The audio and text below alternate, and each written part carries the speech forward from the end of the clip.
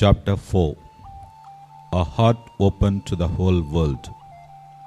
If the conviction that all human beings are brothers and sisters is not to remain an abstract idea but to find concrete embodiment, then numerous related issues emerge, forcing us to see things in a new light and to develop new responses. Borders and their limits. Complex challenges arise when our neighbors happen to be an immigrant. Ideally, unnecessarily, migration ought to be avoided. This entails creating in countries of origin the conditions needed for a dignified life and integral development. Yet until substantial progress is made in achieving this goal, we are obliged to respect the right of all individuals to find a place that meets their basic needs and those of their families, and where they can find personal fulfillment. Our response to the arrival of migrating persons can be summarized by 4 words: welcome, protect, promote, and integrate. For it is not a case of implementing welfare programs from the top down, but rather of undertaking a journey together through these 4 actions in order to build cities and countries that, while preserving their respective cultural and religious identity, are open to differences and know how to promote them in the spirit of human fraternity. This implies taking certain indispensable steps, especially in response to those who are fleeing grave humanitarian crises. As examples, we may cite increasing and simplifying the granting of visas, adopting programs of individuals and community sponsorship, opening humanitarian corridors for the most vulnerable refugees, providing suitable and dignified housing, guaranteeing personal security and access to basic services, ensuring adequate consular assistance and the right to retain personal identity documents, equitable access to the justice system, the possibility of opening bank accounts, and the guarantee of the minimum needed to survive, freedom of movement and the possibility of employment, protecting minors and ensuring their regular access to education, providing for programs of temporary guardianship or shelter, guaranteeing religious freedom, promoting integration into society, supporting the reuniting of families, and preparing local communities for the process of integration. For those who are not recent arrivals and already participate in the fabric of society, it is important to apply the concept of citizenship, which is based on the equality of rights and duties, under which all enjoy justice. It is therefore crucial to establish in our societies the concept of full citizenship, to reject the discriminatory use of the term minorities, which engenders feelings of isolation and inferiority. Its misuse paves the way for hostility and discord.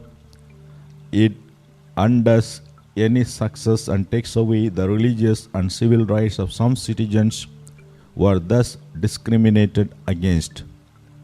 Even when they take such essential steps, states are not able on their own to implement adequate solutions, since the consequences of the decisions made by each inevitably have repercussions on the entire international community.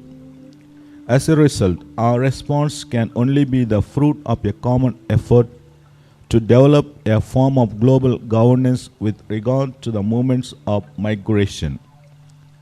Thus, there is a need for mid-term and long-term planning, which is not limited to emergency responses. Such planning should include effective assistance for integrating migrants in their receiving countries, while also promoting the development of their countries of origin through policies inspired by solidarity, yet not linking assistance to ideological strategies and practices alien or contrary to the cultures of the peoples being assisted. Reciprocal gifts. The arrival of those who are different, coming from other ways of life and cultures, can be a gift, for the stories of migrants are always stories of an encounter between individuals and between cultures. For the communities and societies to which they come, migrants bring an opportunity for enrichment and the integral human development of all. For this reason, I especially urge young people not to play into the hands of those who would set them against other young people newly arrived in their countries and who would encourage them to view the latter as a threat and not possessed of the same inalienable dignity as every other human being. Indeed, when we open our hearts to those who are different, this enables them, while continuing to be themselves, to develop in new ways. The different cultures that have flourished over the centuries need to be preserved lest our world be impoverished. At the same time, those cultures should be encouraged to be open to new experiences through their encounter with other realities, for the risk of succumbing to cultural sclerosis is always present.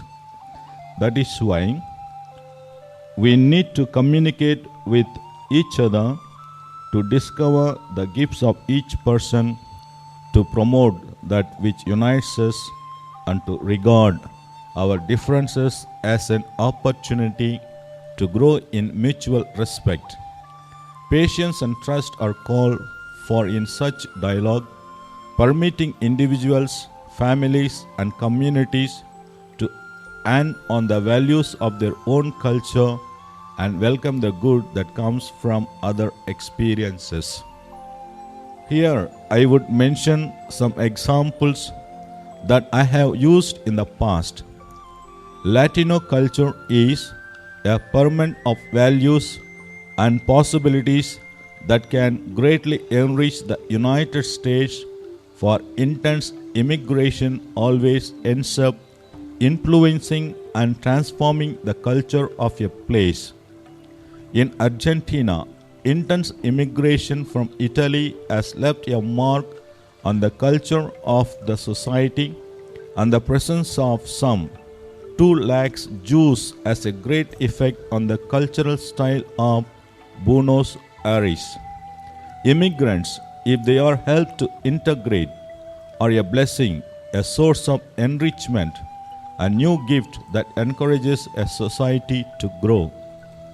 On an even broader scale, Grand Imam Ahmed Al-Tayyab and I have observed that good relations between East and West are indisputably necessary for both. They must not be neglected, so that each can be enriched by the other's culture through fruitful exchange and dialogue. The West can discover in the East remedies for those spiritual and religious maladies that are caused by a prevailing materialism. And the East can find in the West many elements that can help freed from weakness, division, conflict, and scientific, technical, and cultural decline. It is important to pay attention to religious, cultural, and historical differences that are a vital component in shaping the character, culture, and civilization of the East. It is likewise important to reinforce the bond of fundamental human rights in order to help ensure a dignified life for all men and women of East and West, avoiding the politics of double standards, a fruitful exchange. Mutual assistance between countries proves enriching for each. A country that moves forward while remaining solidly grounded in its original cultural substratum is a treasure for the whole of humanity. We need to develop the awareness that nowadays we are either all saved together or no one is saved. Poverty, decadence, and suffering in one part of the earth are a silent breeding ground for problems that will end up affecting the entire planet. If we are troubled by the extinction of certain species, we should be all the more troubled that in some parts of our whole individuals or peoples are prevented from developing their potential and beauty by poverty or other structural limitations. In the end, this will impoverish us all. Although this has always been true, never has it been more evident than in our own day, when the world is interconnected by globalization. We need to attain a global juridical, political, and economical order which can increase and give direction to international cooperation for the development of all peoples in solidarity. Ultimately, this will benefit the entire world, since development aid for poor countries implies creating wealth for all.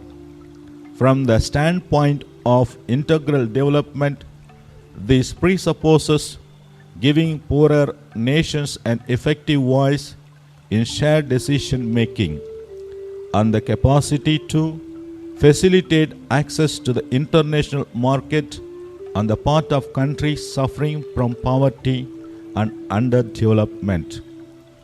A gratitudeness open to others. Even so, I do not wish to limit this presentation to a kind of utilitarian approach. There is always the factor of gratitudousness, the ability to do something simply because they are good in themselves without concern for personal gain or recompense. Gratitudousness makes it possible for us to welcome the stranger, even though this brings us no immediate tangible benefit. Some countries, though, presume to accept only scientists or investors. Life without fraternal gratitudousness becomes a form of frenetic commerce in which we are constantly weighing up what we give and what we get back in return. God, on the other hand, gives freely to the point of helping even those who are unfaithful. He makes his sun rise on the evil and on the good. Matthew 5:45. There is a reason why Jesus told us, when you give alms, do not let your right hand know what your left hand is doing, so that your alms may be in secret. Matthew 6:3 and 4. We receive life freely, we pay nothing for it. Consequently, all of us are able to give without expecting anything in return, to do good to others without demanding that they treat us well in return. As Jesus told his disciples, without cost you have received, without cost you are to give. Matthew 10:8. The true worth of the different countries of our world is measured by their ability to think not simply as a country but also as part of the larger human family. This is seen especially in times of crisis. Narrow forms of nationalism are an extreme expression of an inability to grasp the meaning of this gratitudousness. They err in thinking that they can develop on their own, heedless of the ruin of others, that by closing their doors to others, they will be better protected. Immigrants are seen as usurpers who have nothing to offer. This leads to the simplistic belief that the poor are dangerous and useless while the poor are generous benefactors. Only a social and political culture that readily and gratuitously welcomes others will have a future. Local and universal. It should be kept in mind that an innate tension exists between globalization and localization. We need to pay attention to the global so as to avoid narrowness and banality. Yet we also need to look to the local, which keeps our feet on the ground. Together, the two prevent us from falling into one of our two extremes. In the first, people get caught up in an abstract, globalized universe. In the other, they turn into a museum of local folklore, a world apart, doomed to doing the same things over and over, incapable of being challenged by novelty or appreciating the beauty which God bestows beyond their borders. We need to have a global outlook to save ourselves from petty provincialism. When our house stops being a home and starts to become an enclosure, a cell, then the global comes to our rescue like a final cause that draws us towards our fulfillment.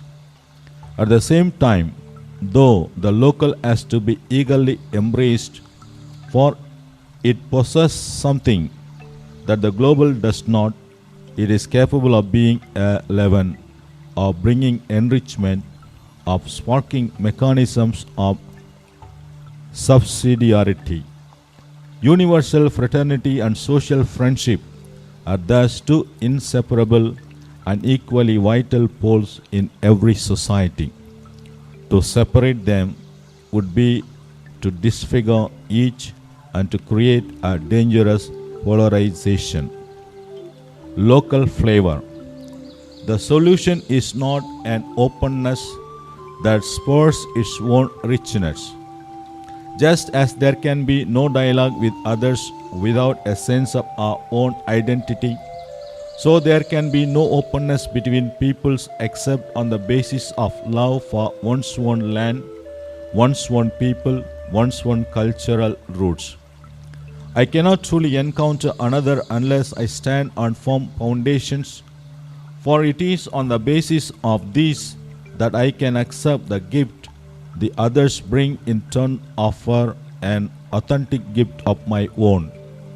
I can welcome others who are different and value the unique contribution they have to make only if I am firmly rooted in my own people and culture.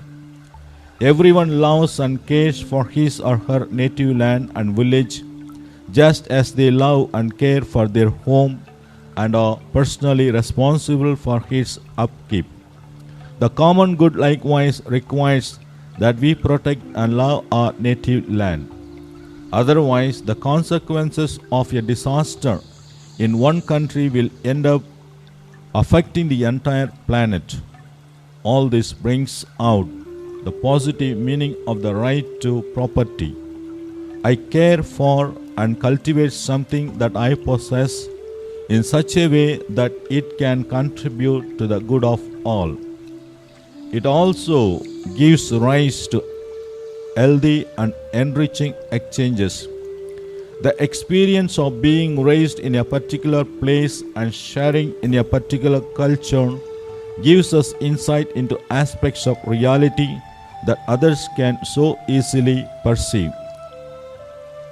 Universal does not necessarily mean bland, uniform, and standardized based on a single prevailing cultural model, for this will ultimately lead to the loss of a rich palette of shades and colors, a result in utter monotony. Such was the temptation referred to in the ancient account of the Tower of Babel.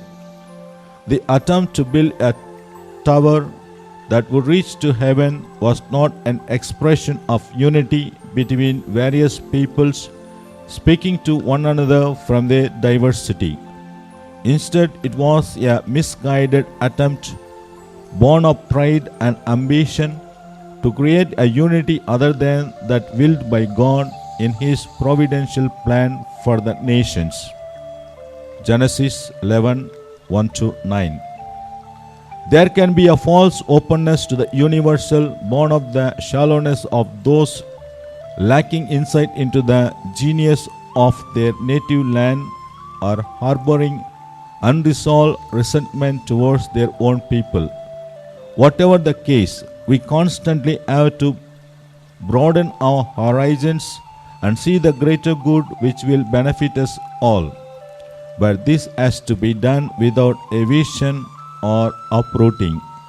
We need to sink our roots deeper into the fertile soil and history of our native place, which is a gift of God.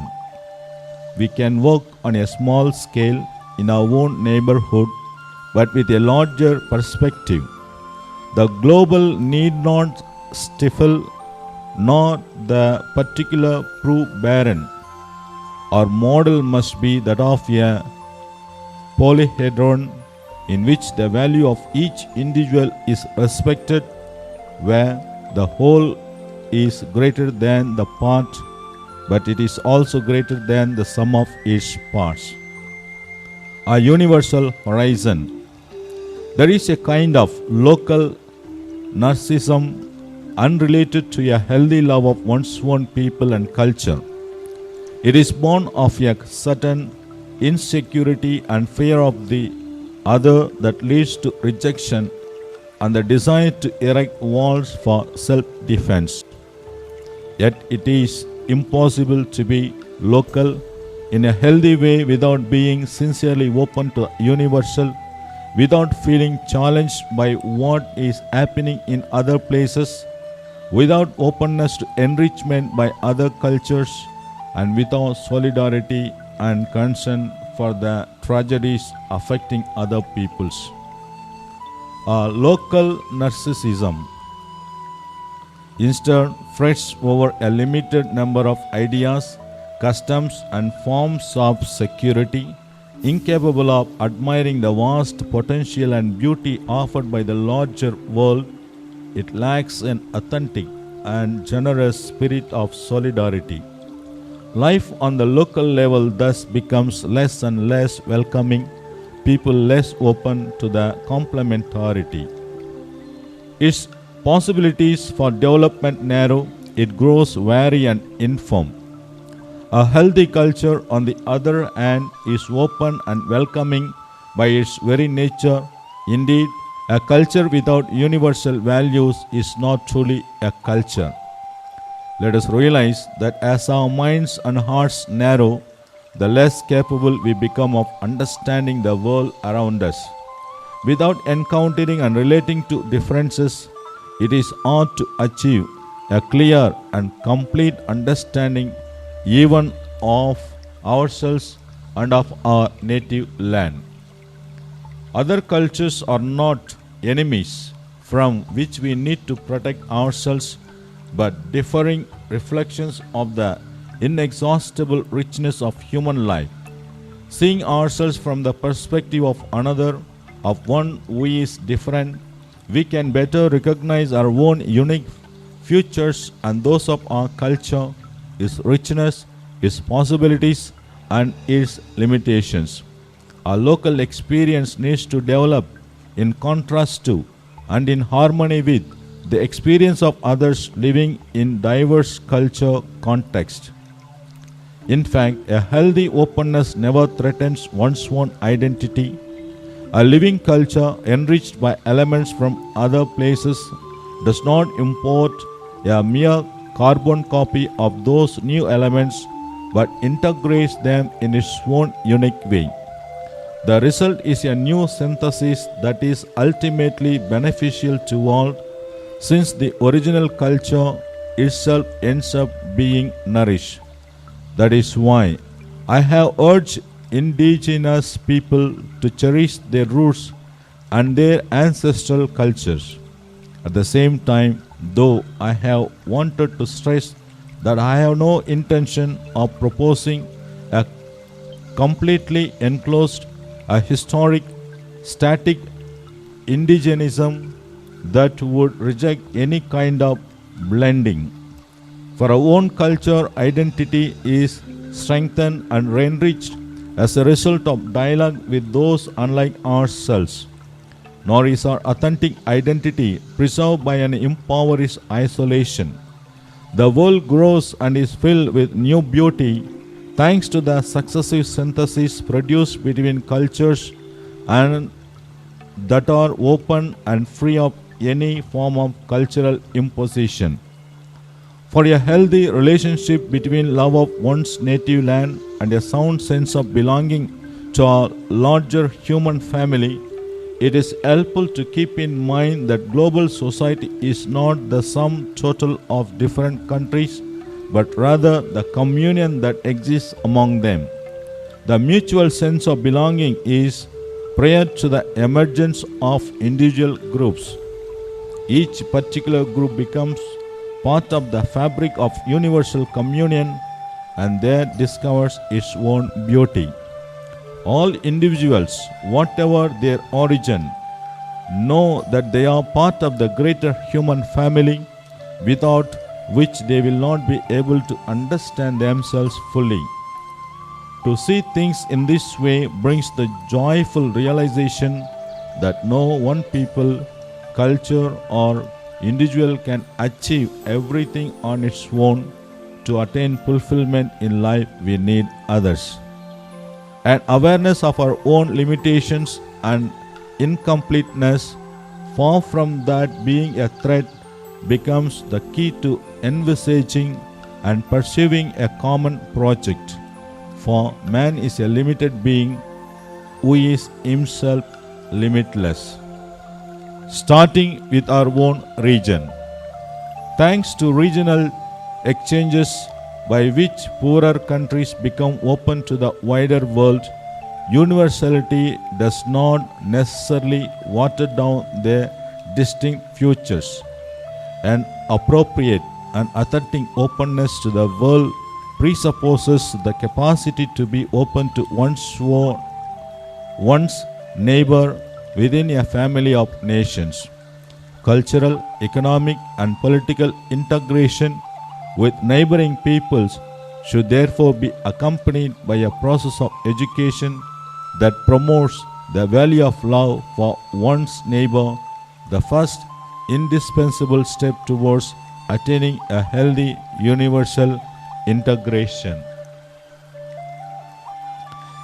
In some areas of our cities, there is still a lively sense of neighborhood. Each person quite spontaneously perceives a duty to accompany and help his or her neighbor. In places where these community values are maintained, people experience a closeness marked by gratitude, solidarity, and reciprocity. The neighborhood gives them a sense of shared identity. Would that neighboring countries were able to encourage a similar neighborly spirit between their peoples? Yet the spirit of individualism also affects relations between countries.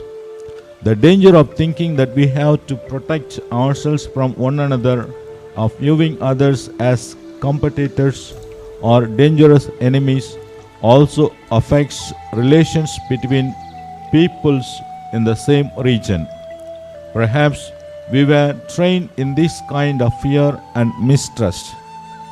There are powerful countries and large businesses that profit from this isolation and prepare to negotiate with such country separately. On the other hand, small or poor countries can sign agreements with their regional neighbors that will allow them to negotiate as a bloc and thus avoid being cut off, isolated, and dependent on the great powers. Today, no state can ensure the common good of its population if it remains isolated.